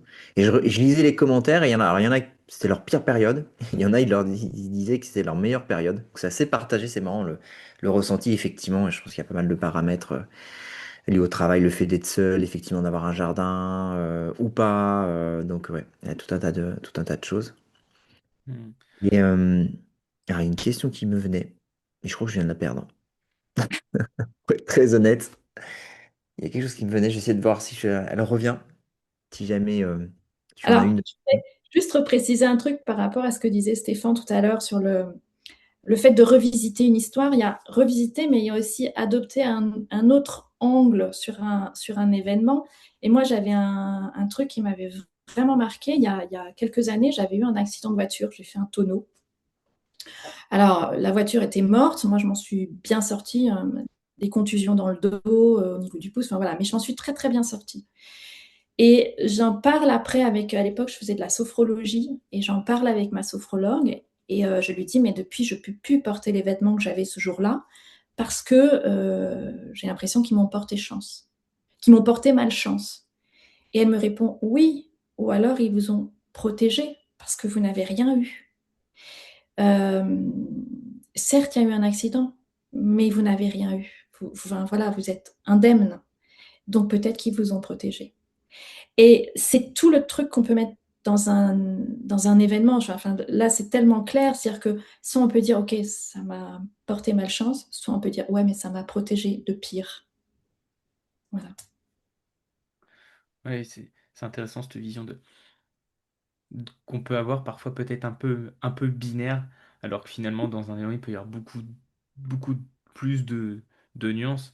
Et c'est vrai que le discours de ta sophrologue peut être très juste aussi, bah, ouais, mais c'est grâce à ces vêtements finalement que tu n'as rien eu, donc qui t'ont protégé peut-être par leur qualité, la manière dont dont tu les portais, enfin ouais, il peut y avoir beaucoup d'aspects Pas qui ont du fait tout. que ce jour-là, Pas t'as du tout. rien. C'est purement de l'ordre de la pensée magique. Mhm. Ça m'a apporté malchance, ça m'a apporté chance. Non, c'était vêtements, j'avais une veste, une jupe. Enfin, il n'y avait rien de. Ça m'a protégé de rien du tout. C'était juste une pensée magique. Mais la pensée magique, elle pouvait être soit négative, soit positive. Et souvent, on se place du côté négatif. Et ça peut être intéressant de se dire, OK, qu'est-ce qu'il y a de positif là-dedans? Mhm. Qu'est-ce que. euh, j'ai un autre exemple, bah, j'en parlais tout à l'heure, au moment où j'ai divorcé, bah, j'avais pas de boulot. Et donc pas de boulot, pas de revenus. Et j'aurais pu me dire, ah, bah merde, enfin, et focaliser sur le fait que je n'avais pas de revenus. Or, pas de boulot, c'est aussi plus de temps pour soi. Et donc, j'ai focalisé sur le plus de temps pour soi, et ça a été une période où j'ai pu prendre soin de moi et prendre soin de mon fils, en fait. Parce que voilà, tous ceux qui l'ont vécu, c'est pas des périodes faciles, hein, c'est souvent des périodes un peu de grosses remises en question. Et voilà, au lieu de focaliser sur j'ai pas de revenus, alors mon ex-mari a été très correct pour le coup, parce que il m'a assuré un revenu, enfin, voilà, un revenu minimum sur cette période-là. Donc au lieu de focaliser sur j'ai pas d'argent, j'ai poussé sur j'ai du temps. J'ai du temps. Donc je vais prendre soin de moi, je vais prendre soin de mon fils, je vais faire des choses qui me font du bien, qui me nourrissent, qui me réveillent, voilà, et qui me font du bien. Et c'est toujours, bah, ok, cette situation-là, elle est comme ça, mais il y a quoi de positif aussi derrière? C'est toujours les deux pièces de la médaille, quoi. Il y a un côté qui est, ok, c'est pas cool, mais il y a un côté, ok, mais là, il y a quelque chose à en tirer. Mhm. Ouais, je te rejoins aussi sur la vision de chaque chose, bah, avantage, inconvénient pour chaque Ouais. situation qu'on vit en fait. Et ça, notre cerveau a tendance à voir le côté plus inconvénient de manière naturelle. Et c'est un Mm. vrai travail de tous les jours de se dire, voilà, là je vis telle situation, il y a ça comme inconvénient, mais justement, qu'est-ce que ça m'apporte de positif, enfin, de positif ou de bénéfice ou d'avantage, peu importe la terminologie qu'on met derrière finalement. Ouais, c'est ça. Et tu disais que tu avais été voir une sophrologue. Quels sont éventuellement les autres thérapeutes, coachs que tu as vus dans ta vie qui t'ont permis d'en arriver là où tu en es aujourd'hui, d'être dans ton développement, dans ton état d'esprit ou dans ta vision ou autre chose? Oui, alors moi j'ai un long parcours effectivement, d'accompagnement thérapeutique, on va dire alternatif. J'ai commencé je veux dire, à 25 ans, parce que j'avais une gastrite ulcéreuse, un début d'ulcère qui ne guérissait pas. Et mon médecin, qui ne croyait pas du tout à ces trucs-là, m'a dit, mais allez voir une sophrologue, peut-être que... Voilà. Donc, je suis allée voir une sophrologue, donc j'ai commencé avec la sophrologie. À la suite de mon accident de voiture, ma sophrologue m'a orientée vers une gestalt thérapeute, de massage de gestalt thérapie. Et donc ça, c'est un travail, les massages de gestalt, c'est un travail d'unification du corps et de l'esprit. Donc c'est vraiment c'est une pratique thérapeutique où on donne aussi la parole au corps et à l'esprit pour essayer d'harmoniser les deux. Donc ça, j'ai fait ça un certain nombre d'années. J'ai fait de la méditation. J'en fais toujours. Alors, en méditation, je suis pas très à l'aise à rester assise sans rien faire. C'est pas trop mon truc. Donc, je suis plutôt sur moi, ce que j'appelle de la méditation en mouvement. Donc, la marche en forêt, pour moi, c'est de la méditation. Le jardinage, il y a une forme de méditation parce que je suis vraiment j'ai un lâcher mental, en fait. Voilà. Après, donc, j'ai fait, ce que j'ai évoqué tout à l'heure, la pratique des contes de fées, qui est vraiment un outil assez génial pour comprendre comment on fonctionne, pour comprendre quand on est dans un blocage, comment on bloque nous-mêmes le système. J'ai fait aussi ce qui m'a beaucoup apporté, des constellations familiales. Donc ça, c'est une pratique de thérapie transgénérationnelle par un système de représentation. Et ça, c'est très, très puissant. Ça a vraiment changé ma vie, cette pratique-là. Parce que avec cette pratique-là, on va chercher les informations dans l'invisible. Des informations qui nous appartiennent, qui font partie de notre histoire, mais auxquelles on n'a pas accès consciemment. On va les chercher. Soit dans la lignée familiale, soit dans l'héritage culturel, soit même dans notre vie actuelle. Mm. J'aime beaucoup les différentes formes. La Gestalt, je connais pas, ça j'ai pas testé encore, mais sophrologie j'ai fait et constellation familiale aussi. Et je te rejoins, les constellations familiales, c'est vraiment très très Mm. puissant. C'est impressionnant de voir comment de manière inconsciente euh, tout s'organise en fait d'une certaine manière et comment en changeant les positions, euh, finalement, énergétiquement, ça bouge aussi autour de nous et les personnes prennent des places différentes et nous-mêmes aussi on prend une place différente dans l'écosystème en fait. Et puis, en bougeant les choses, et puis en réparant, en prenant soin des blessures, les nôtres comme celles d'autres personnes, en prenant soin, en, en ayant des mots d'apaisement, de réconfort, des gestes. C'est très, très puissant pour soi et pour les autres. Et alors, j'ai oublié, parce que c'est plus récent, et j'ai aussi fait de la pratique de yoga du son. Donc ça, c'est un travail sur une pratique vocale qui nous connecte à nous-mêmes. Et j'ai aussi fait un travail en danse des 9 souffles, où là, vraiment, on donne la parole au corps pour avoir euh, voilà, des guidances, des informations. Ouais, donc tu trouves un chouette panel, on va dire, très, très curieuse finalement. Bon, c'est un peu le mot qui revient, t'explores, t'aimes bien la. Ouais. Voilà, avec ce qui est important pour moi, je veux dire une dimension sacrée, c'est-à-dire que euh, à partir du moment où on touche à l'invisible, pour moi, on touche à quelque chose de l'ordre de l'univers et qu'il y a à y aller avec beaucoup de gratitude, et beaucoup de respect et beaucoup d'humilité. D'ailleurs, la question, mais ça fait quoi ce que tu nous dis là? Est revenu entre-temps, tu parlais de taux vibratoire, donc je voulais justement te demander, ouais, est-ce que tu étais sensible à cet aspect-là? Bon, je crois que c'est clair que oui. Ouais, Euh, oui. c'est quelque chose ce taux vibratoire que tu peux utiliser pour sentir les gens. Là, tu l'expliquais dans le contexte du Covid, mais ça t'arrive de l'utiliser justement, cette hypersensibilité pour je sais pas, tisser des relations, même personnelles, professionnelles?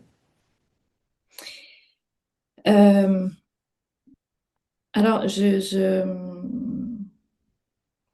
vais pas dire que je l'utilise, je vais plutôt dire que je le mets au service d'eux, dans le sens où je, je suis quelqu'un qui sait écouter.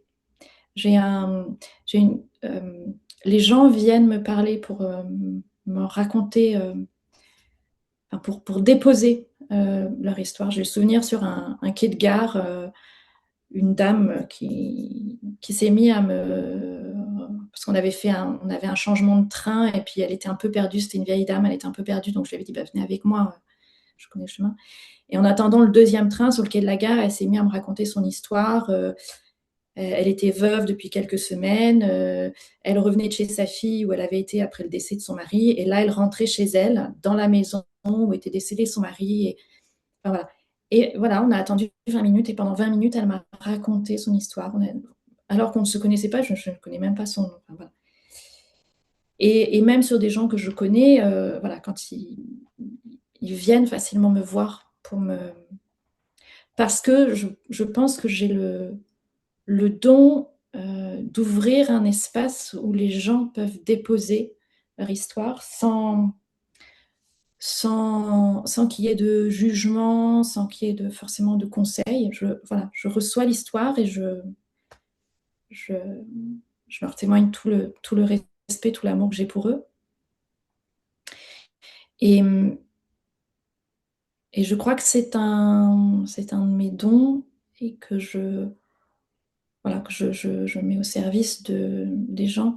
J'ai lu il n'y a pas très longtemps Les Cavaliers de Kessel. Je ne sais pas si vous avez lu ce roman. Et dans Les Cavaliers de Kessel, il y a un personnage qui est un peu dans l'ombre, mais quand même présent, qui est un très, très, très vieux monsieur, un vieux sage, qui est nomade. Et,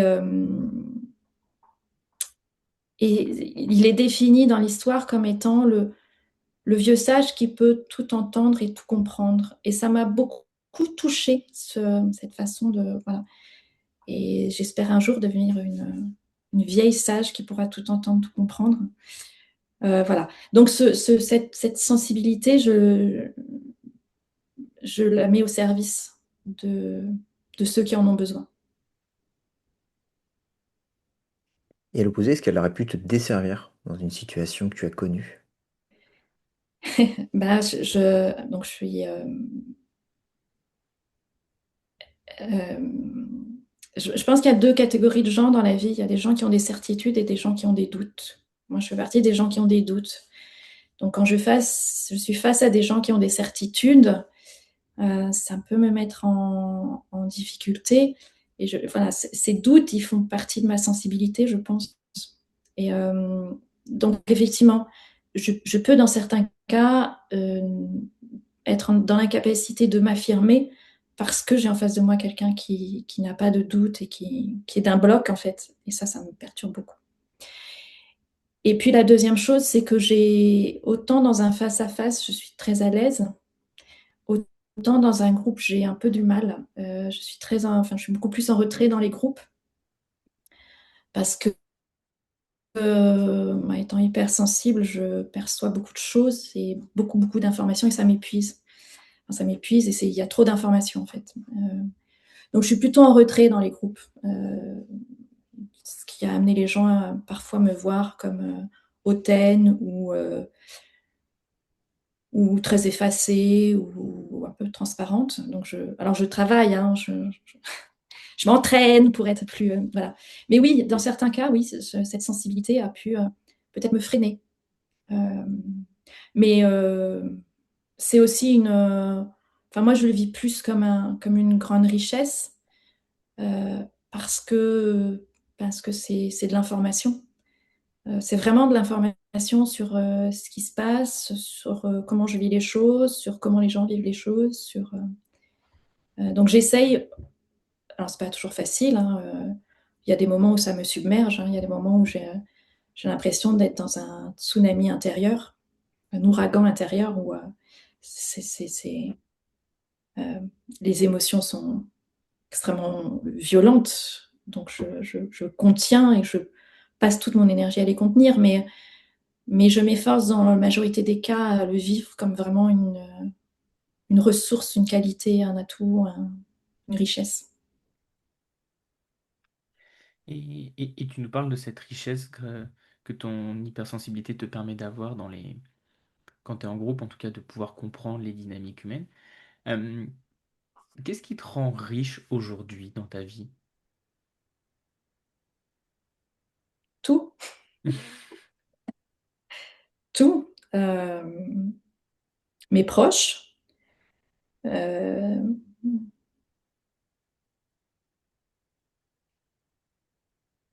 mon activité. Je trouve, je vais répondre à côté de ta question, mais je trouve la période actuelle extrêmement difficile, très très très dure, parce qu'on est dans une période de profonde mutation. Ce qu'on a imaginé être conjoncturel au moment du Covid est en réalité quelque chose de structurel qui est en train de s'installer. Je pense qu'on ne vivra plus jamais comme on a vécu dans les décennies passées. Mon hypersensibilité fait que par moments,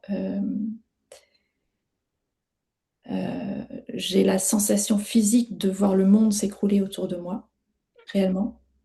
Donc ça, c'est, c'est dur. Et donc je trouve que la période est beaucoup d'extrêmes, beaucoup de tensions. Donc cette hypersensibilité, elle est euh,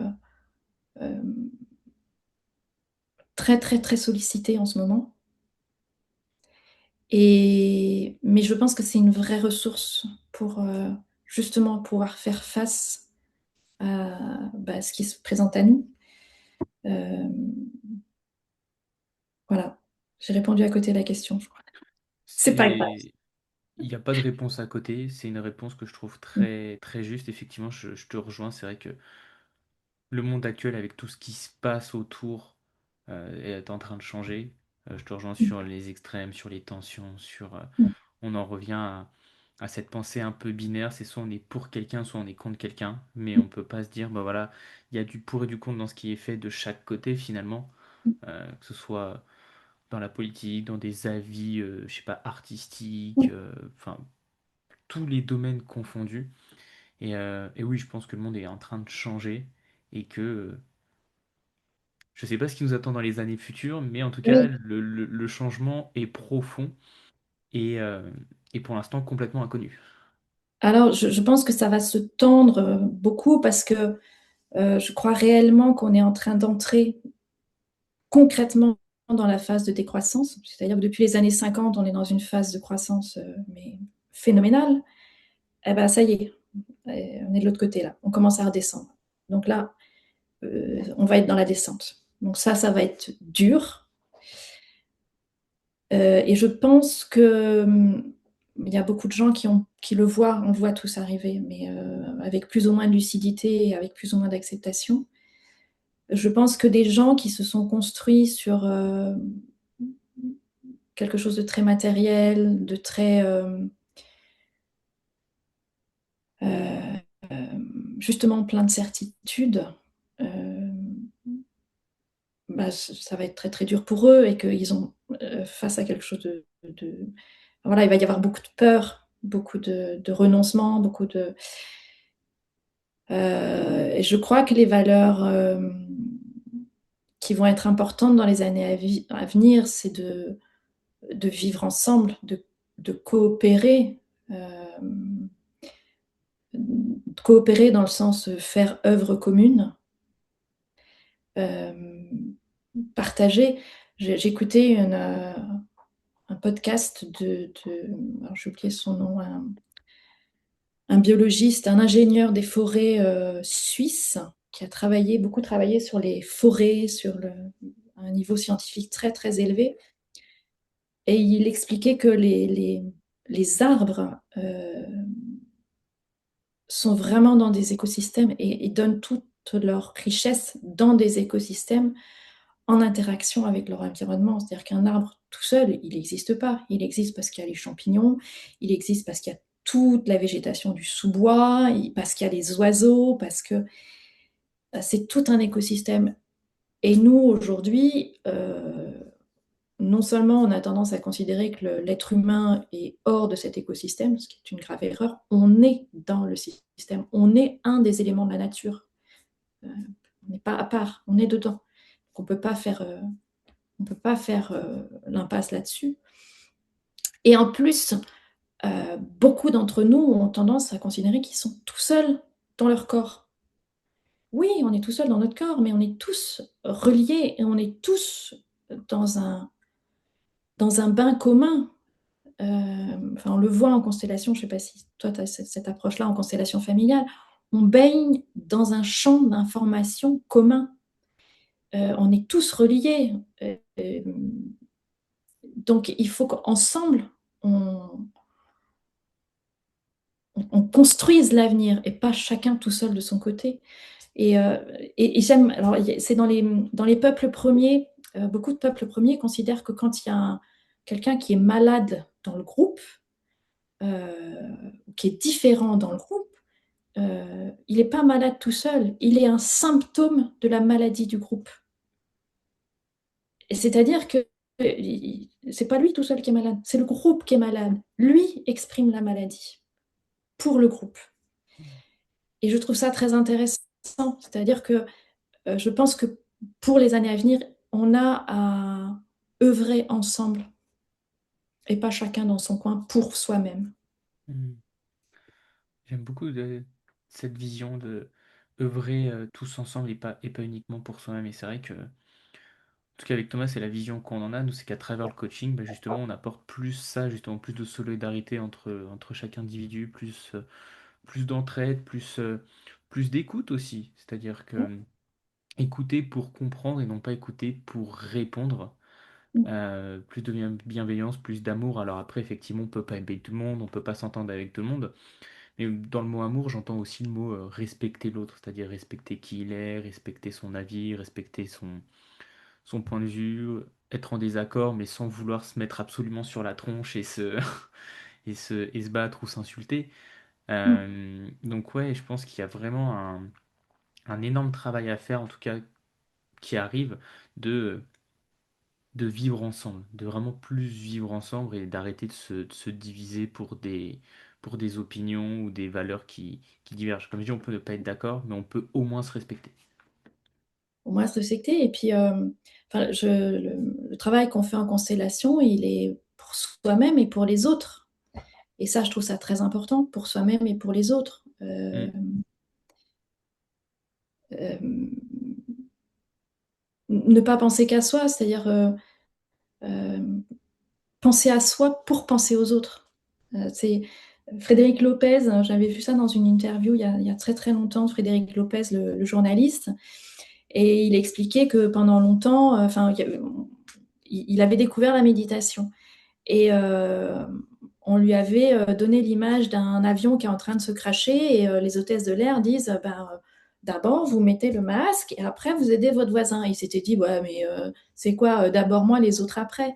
Ben non, non, non, d'abord moi je mets le masque parce qu'une fois que j'ai le masque, je peux aider les autres et je peux mieux aider les autres et je peux aider plus de monde. Donc prendre soin de soi, oui, mais pour rayonner autour de soi et pour aider les autres, quoi. Mm. Je suis très loin de mon job de communicante là, hein, mais c'est pas grave.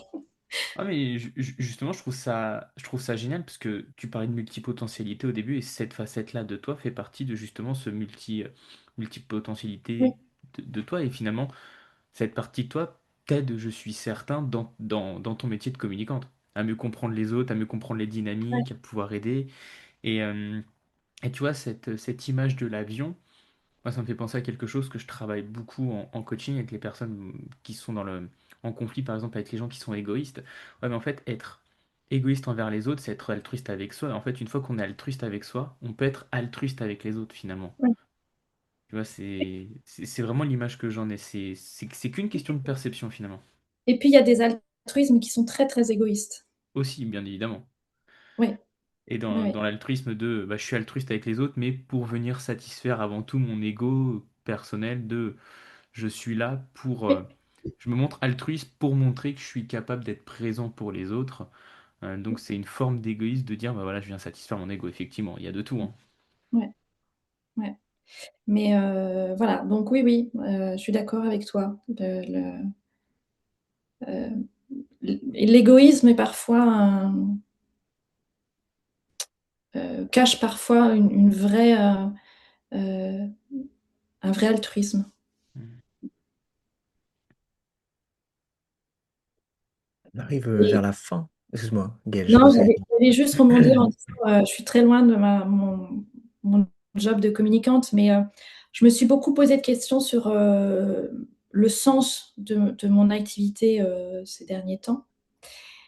Euh, Quel sens donner à mon activité, besoin de sens dans mon travail. Et j'ai repensé récemment à un petit livre de la philosophe Christiane Singer que j'ai lu, un petit livre qui s'appelle Où cours-tu donc ne sais-tu pas que Dieu est en toi, je crois, enfin un truc comme ça, où elle parlait du sens. Et c'est en train de, voilà, c'est en train de faire son chemin en moi, donc je vous le livre tout brut, tout frais. Mais enfin, elle expliquait dans ce livre que on cherche le sens souvent, voilà, vers quoi je veux aller. Et elle disait, mais c'est pas ce sens-là, c'est le sens vertical, c'est-à-dire c'est s'élever. Et, et donc je crois que le sens que je suis en train de chercher dans mon travail aujourd'hui, il est effectivement à m'élever, moi, personnellement, individuellement, euh, pour pouvoir apporter cette richesse-là dans mon travail, qui est un travail très, je veux dire, très, très, très commun, très trivial, mais quelle part de cette capacité à grimper vers plus, vers quelque chose de meilleur, quelle part je vais mettre dans mon travail. Voilà, je ne sais pas si je suis très claire dans ce que j'explique, mais c'est peut-être parce que c'est pas très clair dans ma tête encore. Bah déjà, non, mais c'est déjà sympa de nous livrer ça brut et puis dans ta réflexion actuelle. Mais ça fait penser effectivement à cette dimension, c'est au-delà de soi, qu'est-ce que j'apporte un peu au monde. C'est-à-dire que enfin, c'est une vision qui est plus grande. Et effectivement, c'est le palier qui est au-dessus enfin, du propre sens de moi, ce que je fais pour moi. Et finalement, c'est un peu ouais, la mission.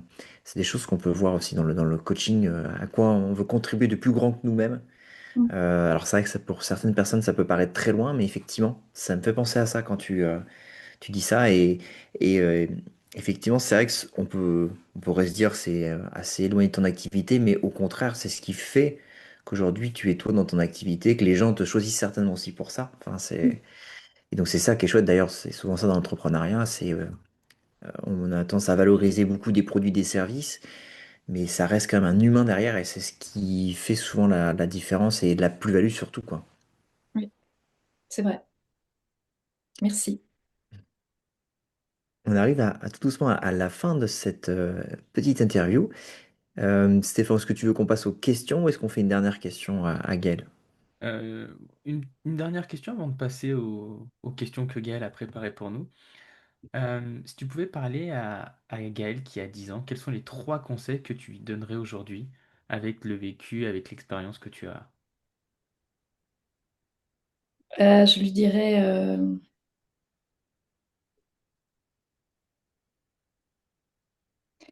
n'aie pas peur, fais-toi confiance et fonce. Ok. Trois beaux conseils, n'aie pas peur, fais-toi confiance et fonce. Ouais, ce que j'arrive pas toujours à faire encore aujourd'hui, mais voilà. Ok. Merci beaucoup pour ces trois conseils. Je pense qu'on peut tous s'en inspirer. Ouais. Parfois laisser la peur de côté, oser y aller, foncer, prendre les décisions au bon moment, justement, qui résonnent dans notre fort intérieur finalement. Ouais. Et je reboucle avec une question qu'il y a eu pendant notre échange, et c'est ce que j'essaye de transmettre à mon fils aujourd'hui. Hmm. N'aie pas peur, fais-toi confiance et fonce. Et le fonce notamment, parce que moi je fonce pas. Mais lui est capable de le faire, donc n'aie pas peur, fais-toi confiance et fonce. Oh, un Voilà. beau conseil qu'on pourrait noter sur notre coin de bureau et il faut les retrouver quand on a un petit moment de doute ou de peur et dire, ah oui, c'est vrai que c'est important de les avoir à visu. Ouais. Oui, oui. Mais Euh, bon, même quand on les a en tête, il y a des fois où il y a trop de. Voilà. Mais c'est pas grave, c'est toujours bien de les avoir en tête. oui, oui, oui. Ah oui, oui, de toute façon, on sait que c'est toujours plus simple à dire que quand on est sur le moment, dans une situation qui peut nous faire peur. Donc, mais Ouais. déjà, le fait de les avoir à portée de main, ça permet aussi de se raccrocher dans ces moments un peu émotionnels, désagréables, surtout quand on Mm. a peur, de dire, OK, je sais qu'il y a possibilité aussi d'oser de foncer, et ça peut permettre aussi de se raccrocher à quelque chose de positif. Peut-être, toi, ça pourrait te dire, tiens, si ça t'arrive, je pense à mon fils qui, lui, le fait peut-être. Moi, je vois ça. Enfin, c'est ce que je... Mais oui, oui, c'est ça, c'est vraiment quelque chose que je fais. Euh, D'autant plus que je l'ai travaillé en fait en constellation familiale, ce sujet-là. Comment accompagner mon fils à avoir confiance en lui. Et ce que j'ai vu se jouer devant moi par les personnes qui représentaient, c'est mon fils qui, quand on disait va à ta confiance, voilà, enfin voilà, place-toi par rapport à ta confiance en toi. Mon fils qui hésitait un tout petit peu, le représentant de mon fils qui existait un tout petit peu, puis qui finalement fonçait droit et se postait collé contre la personne qui représentait la confiance en soi. Et donc, c'est quelque chose qui est très ancré pour moi. Donc, ouais, c'est une ressource. Ça te parle. Ça me parle. Merci beaucoup, Gaël. On va du coup, c'est le petit exercice qu'on a mis à la fin, c'est de faire l'interview, on va dire croisée, où c'est toi qui as des questions. Pour rappel, en fait, on demande à Gaël de préparer 6 questions en amont dont on n'a pas connaissance. Et avec Stéphane, le petit jeu, c'est d'en répondre à deux avec un chiffre qu'on va tirer au sort. Est-ce que tu veux commencer, Stéphane? Ouais, je vais commencer et je vais pas prendre le 5 parce qu'à chaque fois on se fait une petite guéguerre, on prend le 5 et ainsi de suite, que je trouve très drôle. Non, mais aujourd'hui j'ai envie d'inverser, je vais prendre la question numéro 1. Ah, alors, la question numéro un, c'est euh, qu'est-ce qui pleurerait en toi de ne pas s'être accompli si tu mourais demain? Qu'est-ce qui pleurerait en moi de ne pas être accompli si je mourais demain? Oh, oh, c'est une belle question ça. C'est la question de l'accomplissement. Alors, c'est une question revient souvent dans le travail des contes de fées, en fait. Ok. Qu'est-ce qui pleurerait de ne pas s'être accompli en toi? Euh, je pense que ce qui pleurerait, là intuitivement comme ça, c'est le fait d'être fier de ce que je fais, d'être fier de moi. Le fait, si je suis pas fier de moi, je pense que demain, ce serait vraiment la chose la plus difficile que j'aurais à vivre. Tu vois, demain, je suis sur mon lit de mort, on me dit qu'est-ce qui pleurerait? Je dirais ne pas avoir tout tenté pour être fier de moi. Dans différents domaines de vie, ça peut être le travail, le sport ou autre. Ne pas avoir donné le maximum de chance à ce que je fais ou à ce que je veux faire ou à ce que j'entreprends pour être fier de moi. Je pense que ce serait ça le plus difficile. Bon, merci.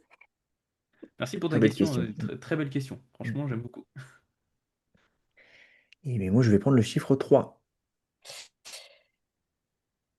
Ah, alors, bon, je vous parlais tout à l'heure du monde que je trouve particulièrement difficile en ce moment, très, très binaire, très traversé par la peur. Donc, selon toi, Thomas, comment créer et entretenir le lien avec les autres dans ce monde difficile? Comment le fais-tu toi et comment pourrions-nous le faire nous, chacun? Euh, Effectivement, ça rejoint le côté individualité. Ben moi, j'aime bien ce côté, comme tu disais, de rayonner. Je trouve que et rayonner, c'est pas se placer dans quelqu'un d'autre, c'est être tellement aligné avec ce qu'on fait, d'être enfin, heureux, bien, etc., que ça rebondit de façon spontanée et gratuite sur les gens et les gens le sentent. Et je trouve que ça, c'est génial. on a tous connaissance de gens qui sont, qu'on va nommer solaires. Mm. Et en fait, ils ont rien besoin de faire, ils ont juste besoin d'être eux, et tu ressors, ça te fait du bien. Et je trouve que, enfin, moi, je tends en tout cas à ça. Et pour les personnes que je côtoie, ou à l'inverse, qui me disent ça, c'est vrai que je trouve que c'est vraiment contribuer aux autres en étant aussi alors pas la meilleure, mais une version de soi qui est alignée sur le moment. Et je trouve qu'en fait, spontanément, les gens se connectent, créent de l'échange. Et on parlait de taux vibratoire, c'est vrai qu'il y a ce côté où enfin, je dégage quelque chose qui est agréable et je suis pas dans ma peur de l'autre, de est-ce qu'il va me prendre quelque chose parce que je suis dans mon individualité. Donc ouais, je pense que si les gens s'autorisaient aussi à rayonner, à être en fait plus authentiques, plus eux, je pense Mm. qu'il y aurait moins de peur de l'autre ou de l'inconnu. Moi, je le verrais bien comme ça. En tout cas, les gens qui ont, dans des moments où j'étais parfois un peu plus dans la peur, etc., c'est vrai que les gens qui rayonnaient autour de moi, je me dis, tiens, c'est vrai qu'ils font du bien. Donc, ouais, je pense que de rayonner, d'être soi, en fait, ça permet de contribuer déjà à l'ensemble, quoi. Mm. Ok, merci. Je vais prendre la Alors, question. moi, si vous permettez, j'ai une question complémentaire, subsidiaire pour vous deux. Ok. Donc, j'ai regardé les précédents épisodes et j'ai remarqué que toutes les personnes que vous aviez interviewées, pardon, étaient des femmes. Et ça m'intrigue.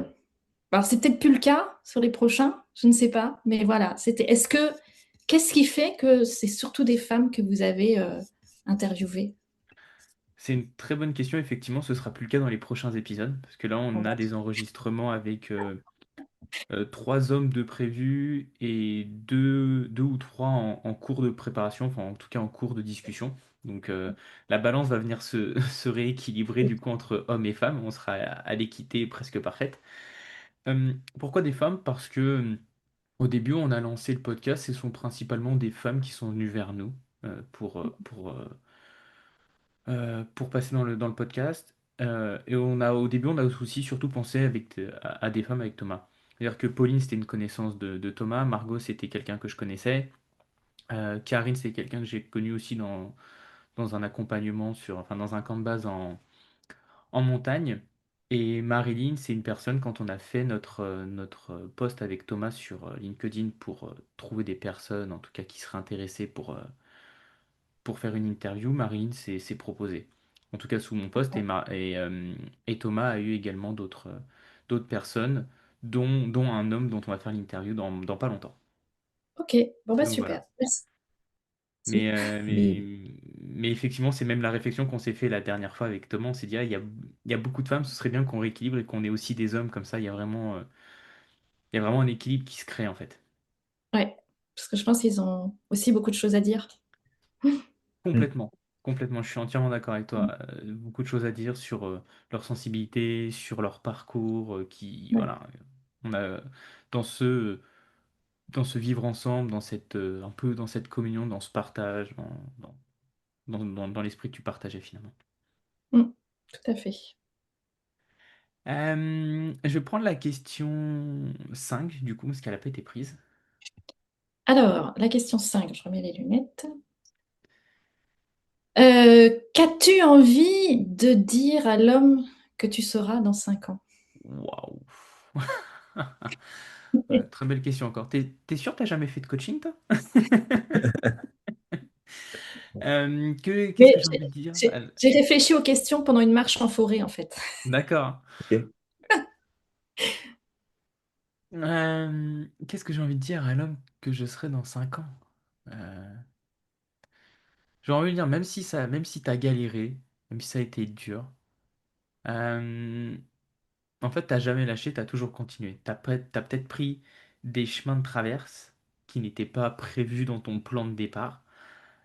Mais en tout cas, tu t'es frayé, tu vois, par rapport à la forêt, Mm. tu t'es frayé ton propre chemin qui a peut-être été jonché d'orties, de ronces, de morceaux de bois sur le passage, de troncs qui sont tombés, mais à, t'as réussi à passer à travers ces ronces qui ont piqué ou à travers ce tronc d'arbre sur ton passage, mais t'es passé par-dessus, t'as réussi à faire ce que tu voulais. Bravo. Donc c'est ça le message que j'aimerais dire à l'homme dans 5 ans, c'est ce que tu disais tout à l'heure, te décourage pas, arrête d'avoir peur, mets-lui un gros coup de pied au derrière, balance-la sur le côté et fonce finalement. J'aime bien l'image Ouais, de foutre un coup de pied aux fesses de la peur. ouais, c'est assez imagé et c'est vraiment, bah voilà, il y a le geste, il y a la parole. C'est la peur va-t'en. C'est bien de temps en temps que tu m'indiques que j'ai peur parce que si, avec Thomas, on a pris un accompagnant avec une personne qui s'appelle Cédric et il dit si vous avez peur, c'est que vous êtes dans le vrai. Donc la peur est quand même à écouter et c'est un signal, mais c'est voilà, écouter pourquoi ça me fait peur, mais ne pas la laisser m'envahir finalement. Ah ouais, alors moi, la personne qui me fait les constellations familiales, elle dit la peur, c'est une indication de quelque chose de nouveau. Hmm. S'il y a quelque chose de nouveau, attention, il y a quelque chose de nouveau. Mais ça ne veut pas dire attention, c'est un danger. Ça veut dire attention, il y a quelque chose de nouveau. Donc, mobilise ton énergie pour avancer. Effectivement, la peur, c'est souvent quand il y a une inconnue qui arrive face à nous et on ne sait pas Exact, comment réagir.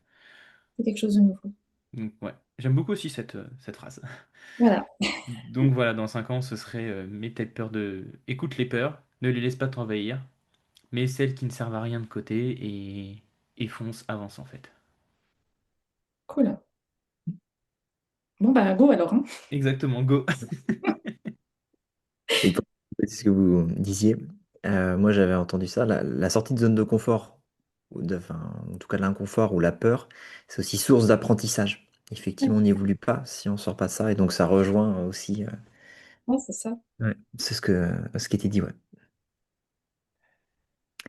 Bon, très bien. Alors, dernière question pour moi, je vais prendre la question 2 s'il te plaît.